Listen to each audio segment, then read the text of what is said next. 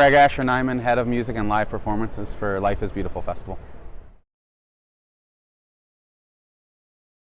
My job encompasses everything on site that would be live or considered a performance of some sort. So we start with the music lineup, and then from there we create the rest of the experience. So anything that you come across on the 18 city blocks of downtown Las Vegas that is programmable, that is something that I'm going to jump on and make sure that we make it a fun activation and experience for the fans.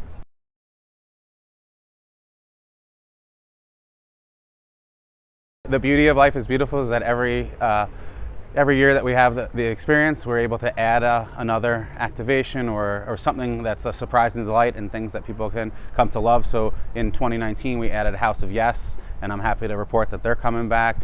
We also, right here at Ferguson's, we turned this into a stage, and that's going to be a new stage for us.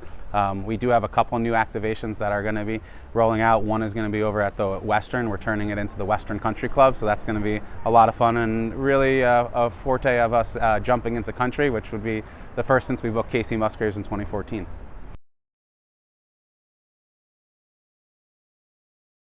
Ooh, that's a tough one, but I will say I think it's special that we have Green Day coming to headline. They don't headline too many festivals. The fact that Billie Eilish is back to headline, that's a no-brainer. I think from some smaller acts that are really excited, there's a band called Camp, and it's going to be their Vegas debut. Hip-hop-wise, Earth Gang and JID are two that really stand out to me. From an electronic standpoint, some smaller acts like a Joel Corey or Surf Mesa, Lost Frequencies. The list could go on. I would sit here and go through the entire lineup with you.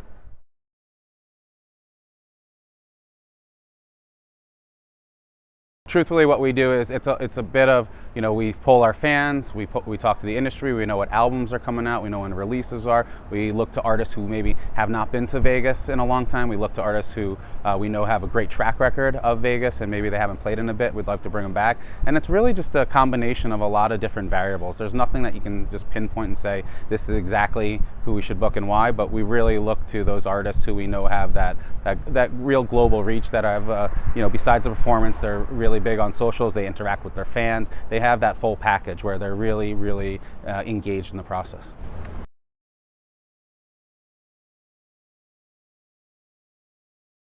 We're already working on the 2022 festival right now, so in terms of the pace and how we go about securing a lineup, at this point I feel like every year we start earlier and earlier in terms of trying to select the right talent for the festival.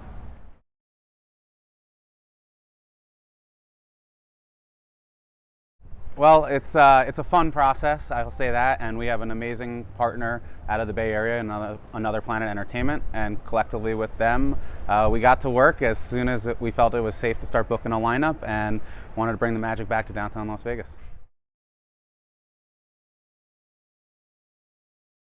Well, I'll say my first concert, it really started it all, which was the Rolling Stones Steel Wheels Tour was my first concert ever.